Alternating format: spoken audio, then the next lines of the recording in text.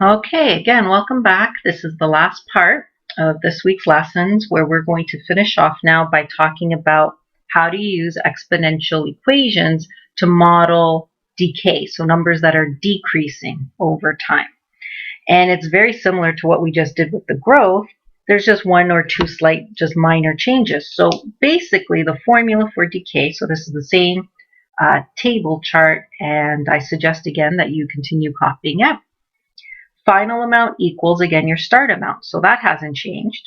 But instead of 1 plus the rate, as it was over here in the growth situation, this is 1 minus the rate to the same exponent, t over n. So that's the only really major change that you have between growth and decay, because this rate needs to be a number that's less than 1.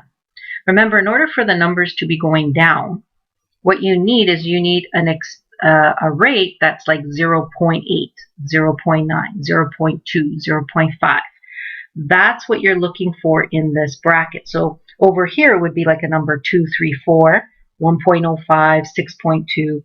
Here it has to be a much smaller number. So how you do that, it's 1 minus the rate. Basically, what you're putting in this bracket is you're using the decimal of how much actually remains or stays, what value actually stays with the item. So that means if I lose 15%, so example here, 15% depreciation, well, if I'm losing 15%, how much percent stays? What's 100 or 1 minus 0.15? 100 minus 15. 100 minus 15 is 85. So in my bracket here, I'm going to use 0.85 because 85% of the value remains with the item. If I take away 15, 85 still stays. You use what remains or is left behind. So there are two types, just like before. There's half-life and there's percents. So back to the sheet. This is the second page. So in the sheet, we have at the top here, exponential decay. The base number is less than 1. So before, growth was bigger than 1. Here it's less than 1. So let's start with half-life. The half-life. So half-life means how long it takes for something to become half as much. So 10 grams to become 5 grams. Do you see how the 10 becomes 5? That became half as much as it used to be there. And in nature, elements, the periodic table, some elements decay, so become less over time as they disintegrate. So how long it takes for that to happen is referred to as half-life. So the amount of years, for instance, that happens. In some cases, it's only days, but in most cases, it's years. So the half-life of a radioactive substance is the amount of time required for it to be reduced to half its original amount. Carbon has a natural half-life of 5 years. So that's the natural rate. So I'll put it there next to N for carbon to become half as much. You start with 125 grams. So that's our A.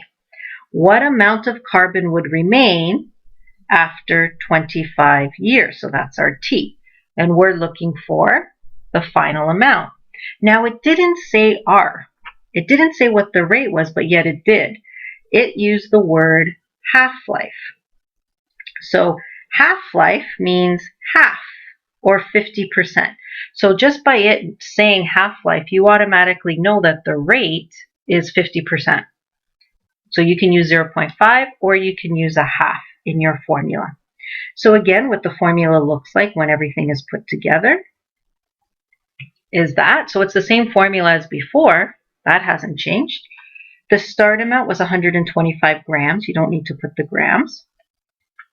The rate was 50%. The time we gave it, let's check our units, 25 years, and it naturally takes 5 years.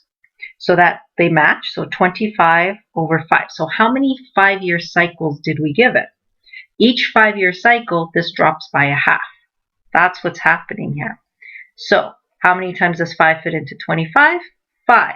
So 125 became half as much. So if you wanted to do this by hand, 125 divided by 2 is 62.5.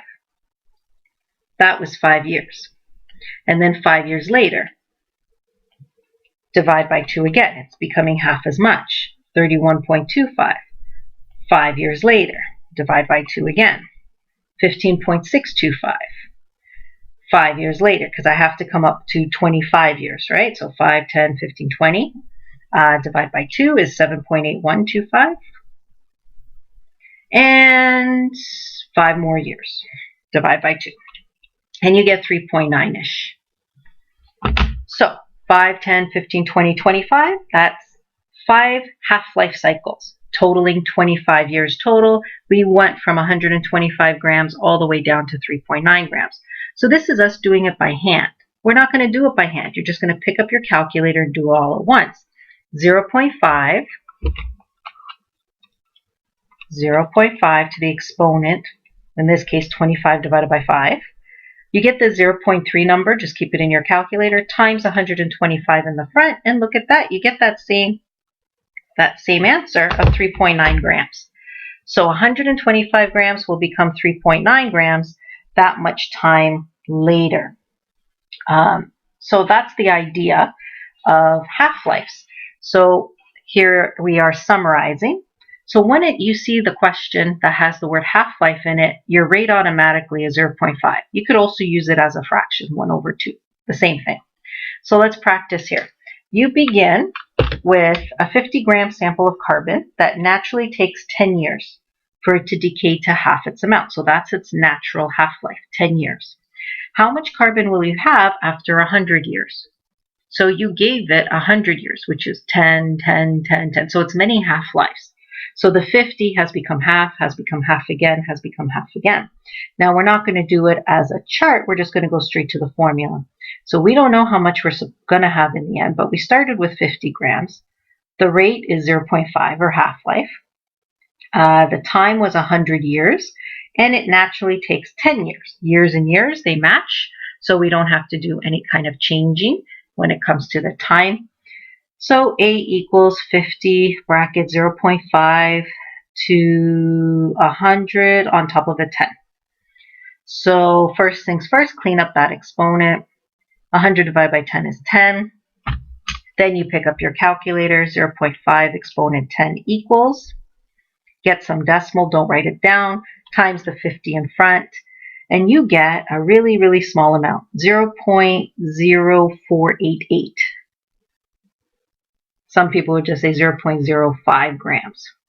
So that's not very much. 50 grams is now 0.05 grams. There's not much left after 100 years because it kept breaking down. And we gave it so much time for it to break down. So there's not much left. So that's what you do when you have to deal with half-lives. Now, the last type of question that you can have is, what do you do when it gives you a percent that's being deducted? As a way to think about it. So a ball drops from a height of 5 meters. On each bounce, so after it drops from 5 meters, it's going to bounce back up, but it never comes back up to the height that it used to be. It comes back up to 60% of the height that it fell. So it comes up to a portion. 60% of 5 is 3, so it's going to come up to 3 meters, and then it's going to come back down, and then it's only going to come up to 60% of that. So 3 times 0.6, 1.8, and then it's only going to come up to, right, a portion of that. So this is what happens when you're losing that energy with a bouncing ball, right? So it keeps 60% of its height.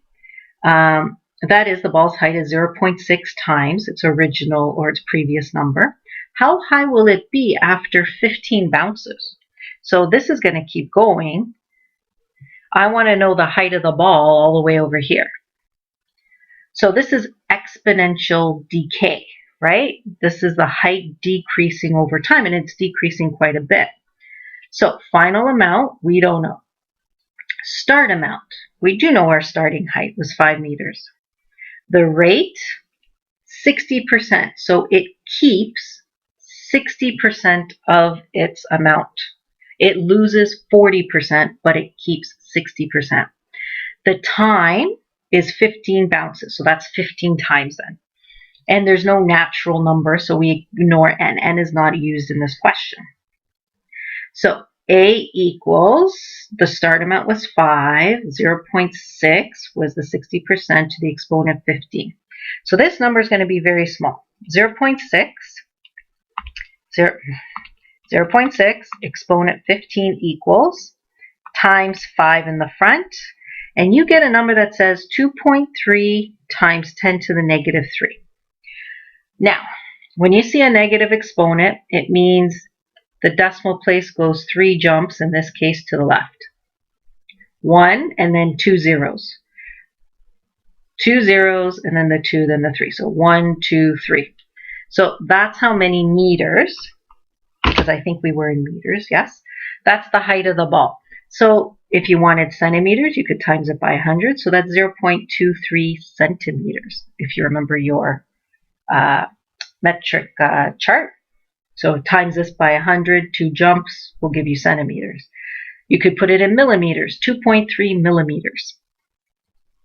It really doesn't matter what units you want to use, but that's just to give you an idea of size. 2.3 millimeters is tiny, and we started from 5 meter sticks, right? So that was definitely decay. Here's another example of decay, a very common one. So it's based on the value of something going lower as time goes on. And the most common example is the depreciation of a car. So a car is purchased for $35,000. That means its start amount is $35,000. We don't know the final value of the car, but it depreciates at a rate of 20% a year. So it loses 20%. We want to know the value of the car after 5 years. Now, keep in mind, this one, the ball was keeping 60% of its height. So we use 0.6.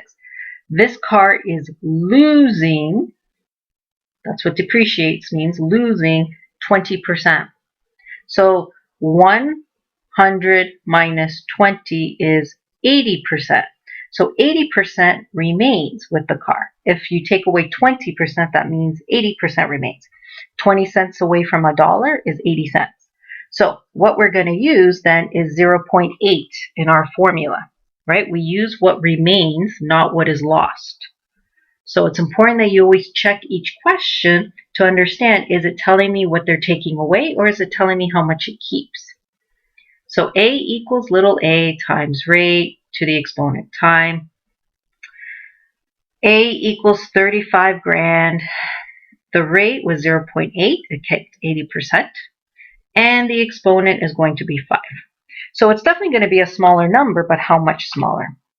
So 0.8 exponent 5, get that decimal, 0.32768. You don't need to write it down. Go times 35,000. So this car is now going to be worth $11,468.80. Remember, 2 decimal places because it's money. So that you automatically know. So just think about that. You paid $35,000 for this car. It's only been 5 years. This is how much you could basically sell it for, because it's lost all of that value. It's lost $24,000 in value. So that's quite a bit of loss. So again, when you're given a decimal, what you use is what remains with the item. So a car was bought for 25 grand. It depreciates at a rate of 22% per year. What is it valued at year 5? So after 5 years, how much can you resell that car for? Same exact question. We don't know the final amount, but the start amount was 25 grand. The rate, now it depreciates at 22%.